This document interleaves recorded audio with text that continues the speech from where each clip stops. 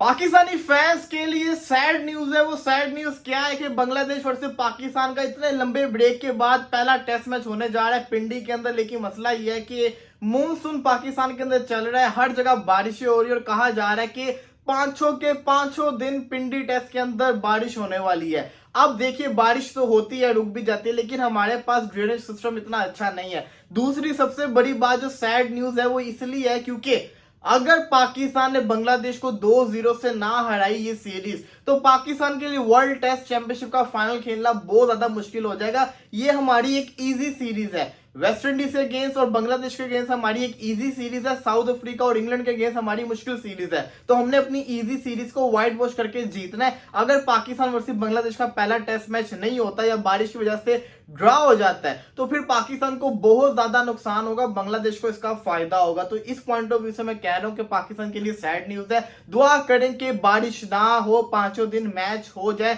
सुकून से क्लियर तरीके से मैच हो जाए, पाकिस्तान इस मैच को जीत जाए। इसी के साथ अगर बात करें तो जनाब, कहा जा रहा है कि जो रूट जो है वो सचिन तेंदुलकर का बहुत बड़ा रिकॉर्ड तोड़ने जा रहे हैं। टेस्ट मैचेस के अंदर सचिन तेंदुलकर ने 200 मैचेस के अंदर 390 प्लस इनिंग्स के अंदर 15,921 रन किए हुए हैं। जो रूट जो है वो ऑलरेडी 12,000 इंटरनेशनल रन कर चुके हैं, पीछे बचते हैं 3900 समथिंग रन।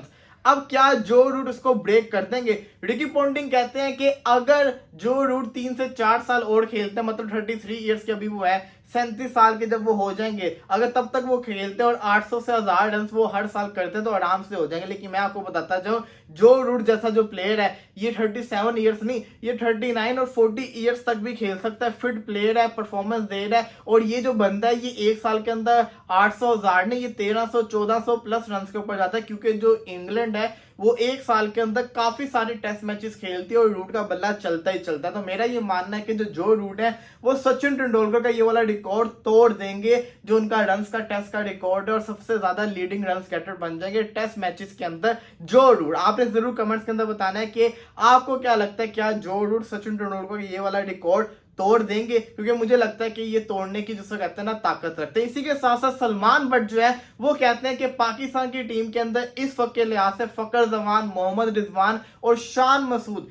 ये सबसे ज्यादा फिट क्रिकेटर नजर आ रहे हैं।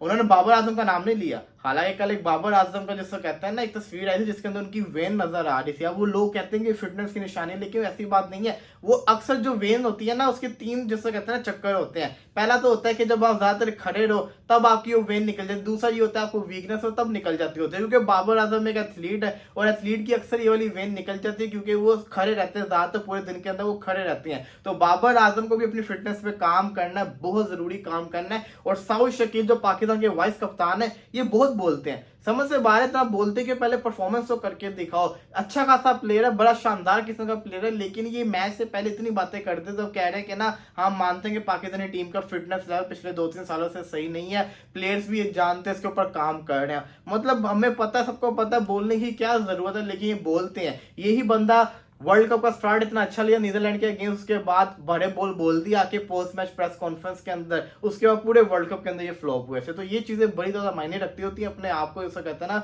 बंदे को सुधारना चाहिए।